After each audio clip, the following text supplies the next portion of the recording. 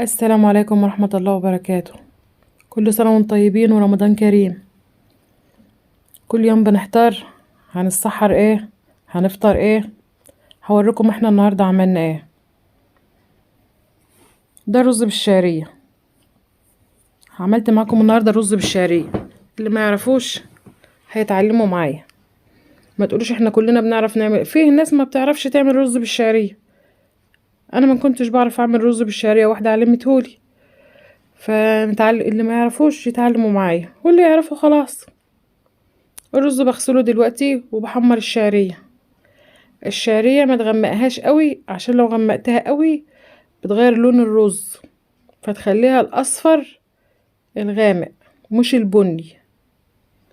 حطيت شوية زيت في الحلة وحطيت عليهم الشعرية، 3-4 معالق زيت و3 معالق شعرية على كيلو رز.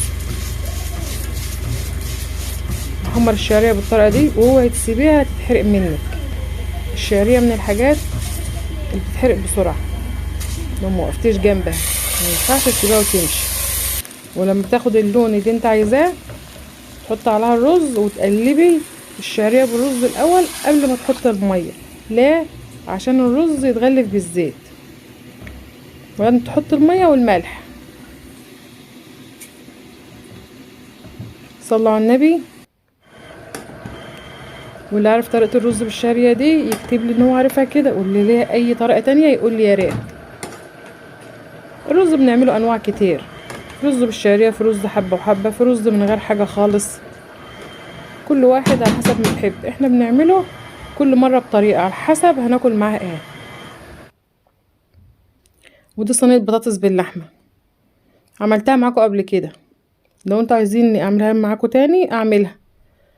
وكنا عاملين صوبيا في اليوم ده وفراولة. هنا كل يوم عايزة فراولة، ما بتحبش غير عصير الفراولة والليمون، وهي صايمة فبنعمل لها اللي هي عايزاه.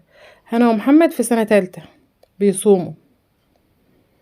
كانوا عاملين بطاطس شيبسي، دي بطاطس شيبسي عاملينها في السحور. قشروا البطاطس وقطعوها بالشكل الحلو ده. اول مرة يعملوها فعادي. انا كنت واقفة جنبهم وببص عليهم، يعني مش سايباهم ولا حاجة، بس هم مصممين يعملوها فسبتهم يعملوها. المشكلة بقى في الموانئ الكتير اللي هم عاملينها. هم عملوها وهم اللي اكلوها. اللي ما حطتش لايك تحط، فضلا وليس امرا. حبايب قلبي، سلام.